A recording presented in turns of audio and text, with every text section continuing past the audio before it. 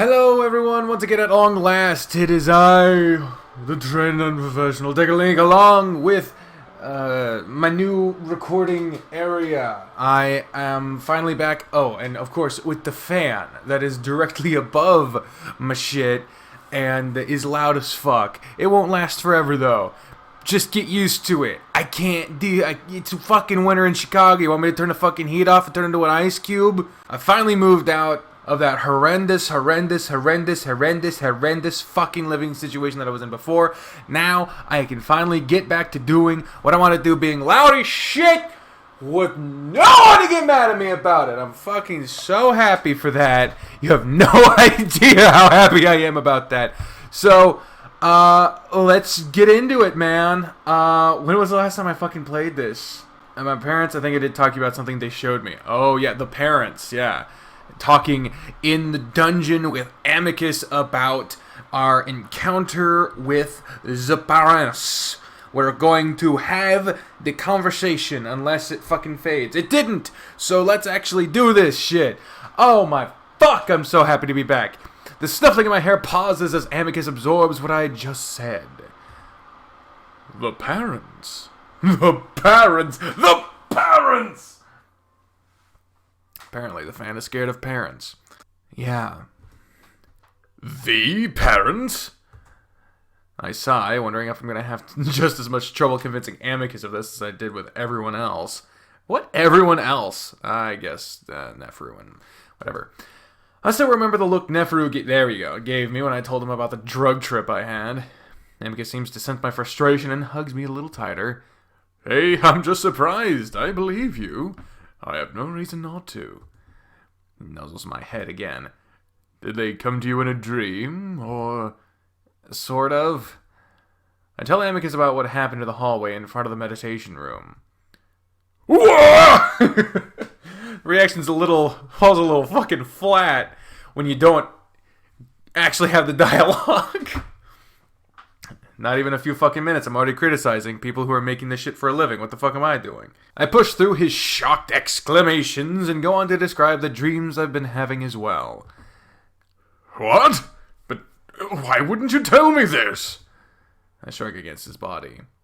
I forgot about them as soon as I woke up. I didn't remember until after what happened with Cassius. Well? I feel Amicus's chest puff up with pride. Sounds like I really am meant to be the Emperor, huh? That's what they said. And you know what else this means. The monitors know I'm here. They're okay with it. So I guess it's not really even illegal, right? There's a pause. I mean, it may have just been a dream, but it's nice to hear nevertheless. Also, stay away from that room. While I find it funny that Cassius is using Somni to make contact, I'd rather you not use it. Amicus kisses the top of my head as I let out a sigh of exasperation. I didn't do it on purpose. And you said you'd believe me. Amicus lets out a chuckle that rumbles through his torso and into my back. It's a comforting feeling, and despite my annoyance, I find myself pressing deeper against him. I believe that you saw these things, but who can say if it was real or not? Sometimes I have dreams of entities that I believe are the parents, but I don't necessarily believe it actually is them. I'm quiet for a moment, letting the silence drag out, and I know Amicus well enough at this point that he's got his ear pointed up, waiting for me to respond. Trust me, seriously, you need to trust me on this, Amicus. Amicus spends his own moment being quiet, resting his cheek against my head, contemplating. Do you trust me? There's only a short pause. All right, yes, I do trust you. There's a sense of conviction in his voice, and I can tell that he really is determined to believe me. Thank you, but I only say that because of something else that happened. What was that? I take a deep breath. Amicus, sensing my anxiety, suddenly turns me in his lap to face him, letting me lay my head against his chest as he pets the side of my face. Jesus Christ! Hey, you can tell me anything, William. Like I said, I believe you. He says it even more firmly this time, tipping his muzzle down to look at me as I look up at him, meeting eyes. Alright, so I was in the archives with Virginia yesterday. Amicus' eyes widened. The archives? What are you doing in there? This reminds me that I also need to tell Amicus about what we've been plotting this past week. I'll tell you in a bit, but something happened when I was hooked up to the machine. You connected with it? Why would... In a bit. Anyway, while I was hooked up, I had another vision from the parents. Amicus thinks. Well, I suppose that would make more sense, considering that's the way the Emperor speaks with them. But it's only the Emperor they speak to. Yeah, well, for whatever reason, they started talking to me. Actually, you started talking to me. Me? I think so. You were, like, yelling, telling me that you didn't want me to leave you. Oh, well, that does sound like something I would say in such a situation. But you sounded really scared and sad, and I felt like I couldn't breathe. My throat hurt, and it just felt weird. I mean, he seems to contemplate all of this, but doesn't say anything more. I start to get frustrated, but I realize that I can't really expect him to offer more information that I don't already know. I guess I had hoped that he would have more insight into why parents do things the way they do, but really, I'm on my own figuring all this all out. I sigh and lean my head against the wolf's chest. Hey, what's wrong? I'm sure you'll be fine. The parents are very mysterious. My father had several visions he had trouble interpreting.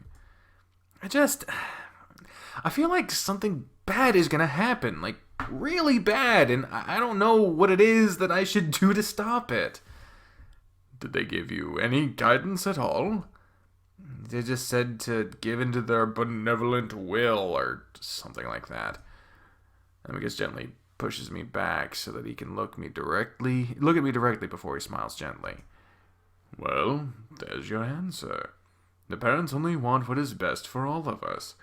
Just follow their guidance. Keep your mind and heart open to them, and all will turn out as it should. Sentences wouldn't be out of place during a sermon in a church on earth. I'm reminded again of how these parents really are seen as gods. It's a comforting thought that I could just do as they say and be just fine, made all the more comforting by Amicus' confidence in the matter. But there's a nagging feeling in the back of my mind that there's more to the parents than the wolves seem to know. I lower my voice a bit. I just don't know if I trust them. Amicus laughs, and that actually does annoy me. Hey, I'm serious. There's something off about all of this, like the way they're going about things. If they want me to do something, then they should just tell me instead of showing me scary visions. Amicus forces himself to stop laughing and clears his throat, trying to look serious. I'm sorry, William. I just sometimes forget that you're outside the Galaxius and aren't accustomed to these things. The parents are nothing but benevolence and goodwill. We all feel their guidance in our lives, even if we're not able to speak to them directly like the Emperor.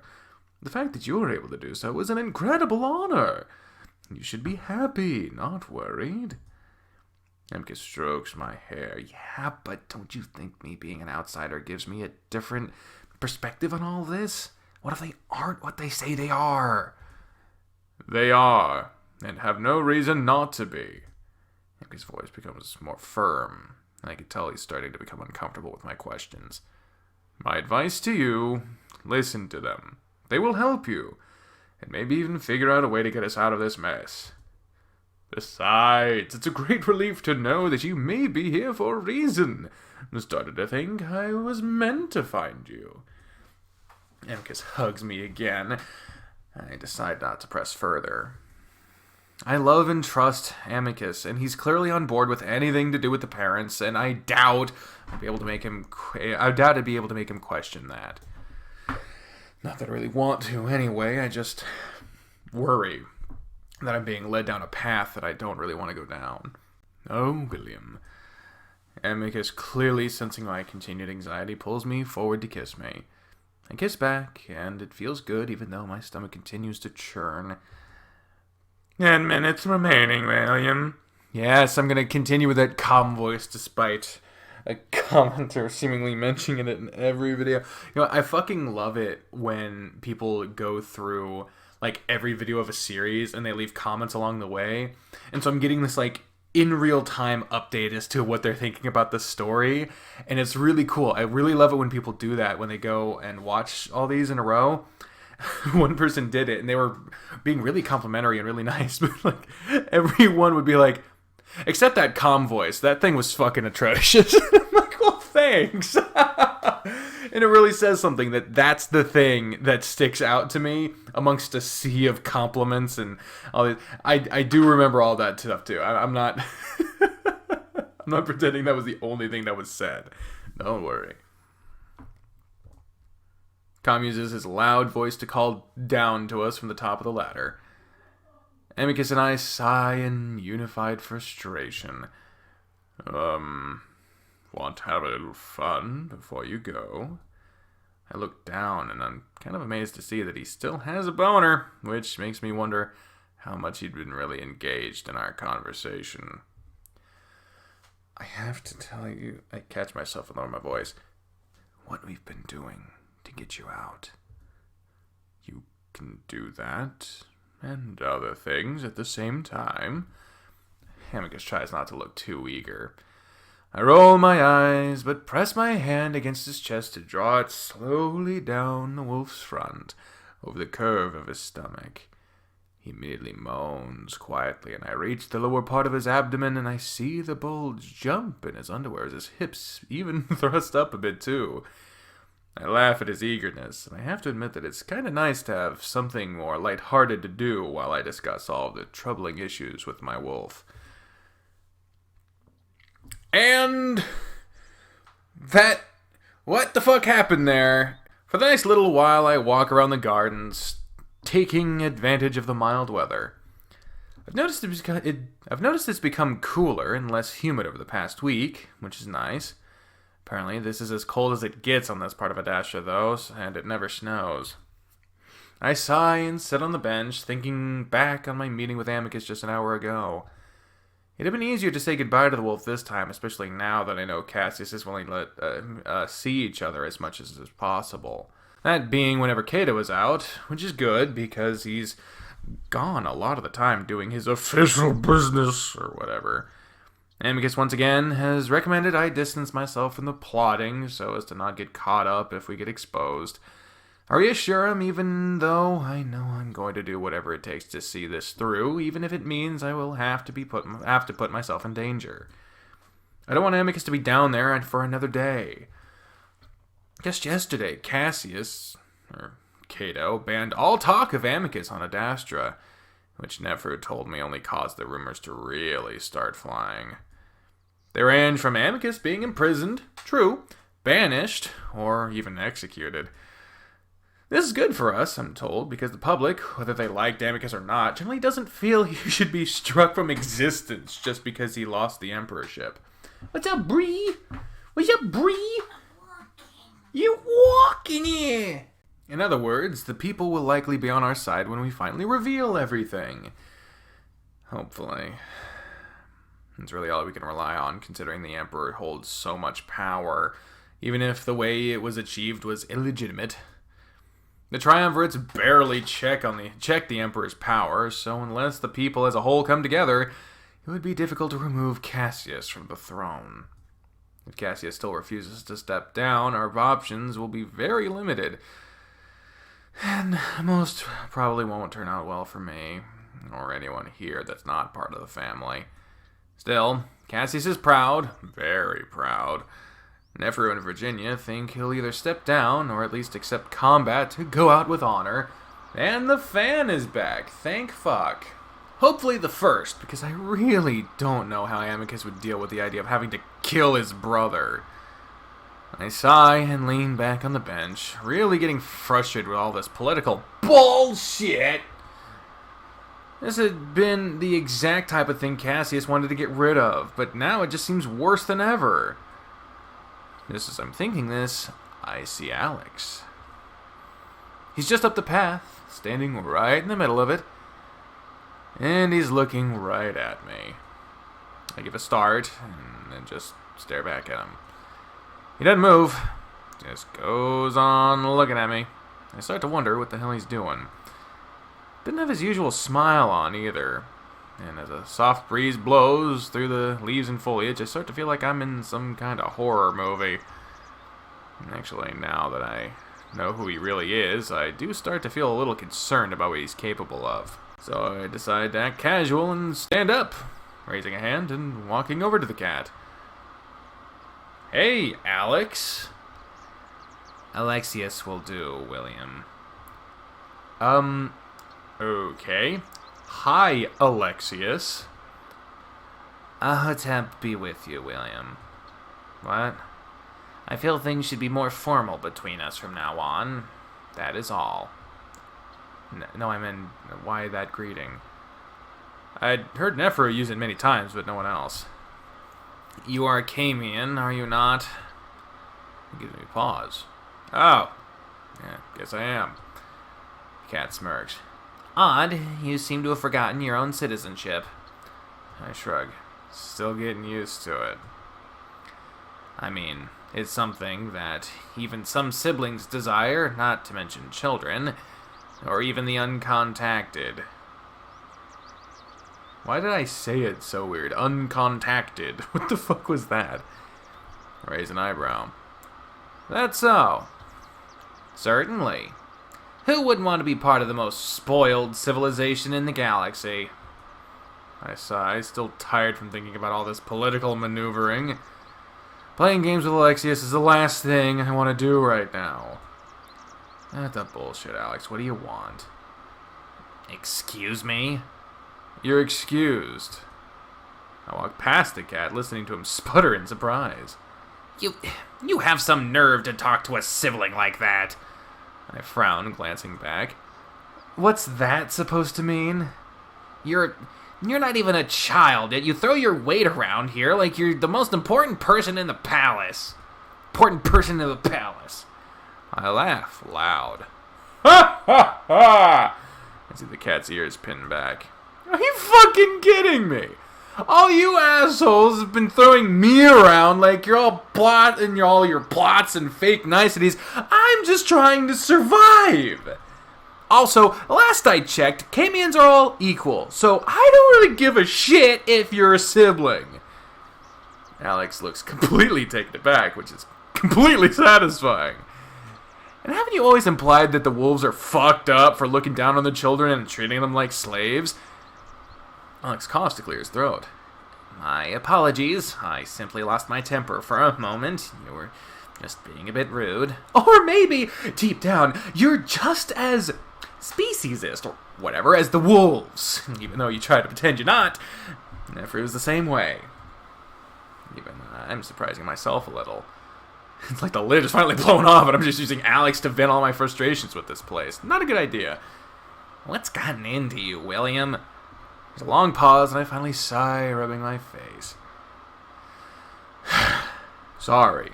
I think I'm losing my fucking mind here. For the first time in a while, I see the cat crack a genuine smile. I can tell you that you're not meant to be a diplomat. Definitely not. For a moment, I feel that old familiar kinship that I had with the cat not even a few weeks ago. I do believe in any other situation, in one where we're not all spies, Alex and I could have been really good friends.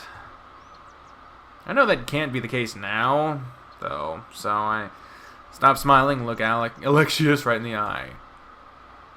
But seriously, what do you want?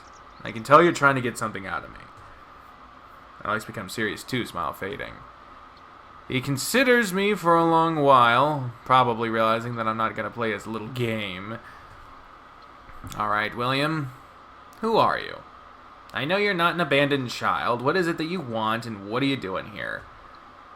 So you want to know everything? Yes. And why should I tell you? Alex smirks. Why be blunt if you're going to play the game anyway, William?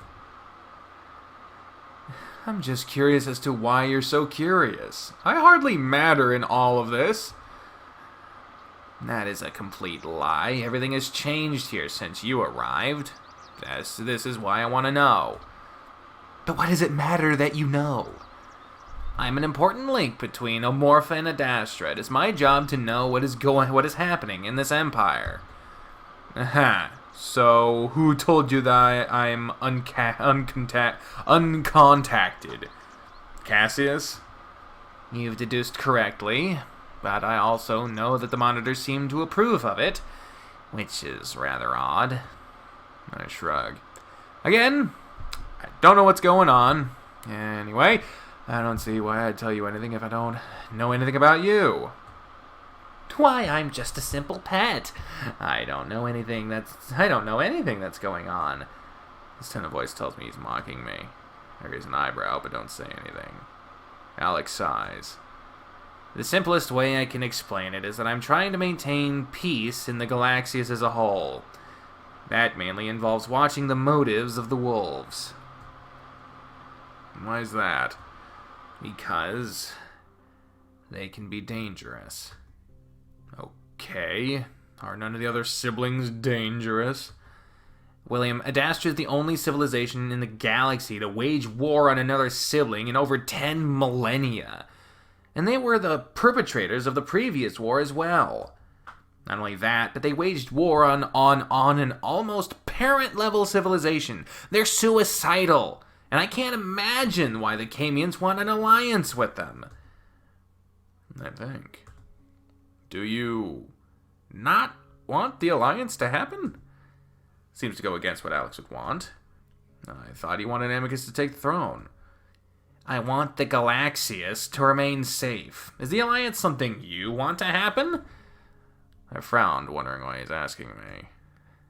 I mean, to me, it seems like it would create peace. So yeah? Alex's eyes narrow, like he figured something out. What, do you want the wolves to stay isolated? I just want order. The wolves have none of that. Silence stretches out between us. I suppose you're still not going to tell me anything about yourself, then. I didn't say I would, and there really isn't much to tell. How about this? How did you secure Camian citizenship? That's not something that's just given out to children who are presumed to belong to wolves. The question takes me by surprise, though this whole Camian thing does seem to be what's bothering him the most, especially after his greeting. I think, but the truth doesn't seem harmful here. Honestly, it was just to protect me from Cassius. He doesn't really like me, if you haven't noticed. The expression on Alex's face tells me he definitely doesn't believe me. Cassius wouldn't harm you unless you did something that deserved it. He said he wanted to execute me because I backtalked him and Amicus slapped his nose. Alex's ears flatten. Cassius says things. He's very passionate. That's one way to put it. I shift on my feet, starting to get tired of this conversation. Listen, I have nothing against you, Alex. I'm just trying to get through this as much as you are. Neferu gave you the citizenship, right? Yeah. And you're working with him to make the alliance a reality, correct? That stops me. What? No, I'm focused on Amicus right now. Alex glares. Which is still part of the alliance. I guess so, but honestly, that's not really my top priority right now. It is part of your top priority. I'm getting frustrated and I start to sidle off towards the palace.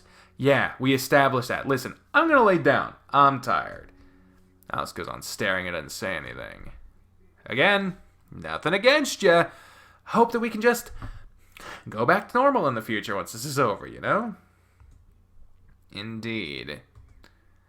With that, Alex turns and walks away up the path, leaving me to stare after him. Well, that was fucking tense as shit. And what a way to end this episode. The first episode back after a long time, and I can honestly say, now that I'm working more hours, I can't guarantee the frequency of videos, recordings, live streams, or anything like that. I sure as shit am not doing a schedule. It's going to be several years before I can do this even semi-regularly, so I do apologize if there are times where it goes by a bit without a video. I'm angling to try to get a, super full-time job, because, I mean, shit, how else am I going to fucking afford to live in this goddamn money-grubbing city? But whatever does happen, I appreciate you all sticking with me through all this. I sure as shit have no idea how I ever got to the point where I had this level of support from people from all over the world. I have no idea. But I'm extremely grateful for it. So here's hoping that things can, now that the cars and the move and the jobs and all that other shit, hopefully I can return to some semblance of normalcy. But let's just see how it goes. So, until next time, ladies and gentlemen, I have been the Trained Unprofessional, and until then, next time, whatever, still don't have an outro I like yet. Bye, everyone!